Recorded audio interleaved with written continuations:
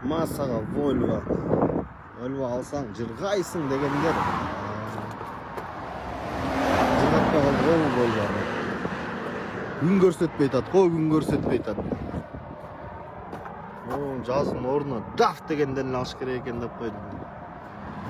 Салонуна түшсөң кеп-кичинекей. Кысылып кетесиң, кысылып. Жандыйым кысылып кетет экен. Дафтын салонуна түшсөң, чоң бир залдын бурушуна отуруп алгандайсың го бир. Комфорт жок, базар жок, тартышы бар экен. Тартышын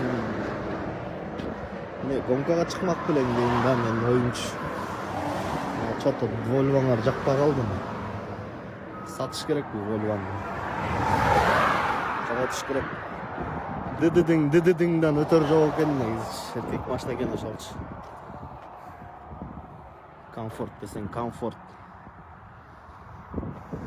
Пространство десең пространство ичинде. Базар жок. Volvo сүйүүчүлөр кечирип койгула, бирок Volvo'ңар болбойт да. Машина эмес турбайбы? Каждый божий день бузулат го, чиркейин. Volvo алсаң талаада калбайсың дегендер. Кайдасыңар? Талаада жатаммын. Карачы. Үйдөн чыккандан бери жакшылык көрүп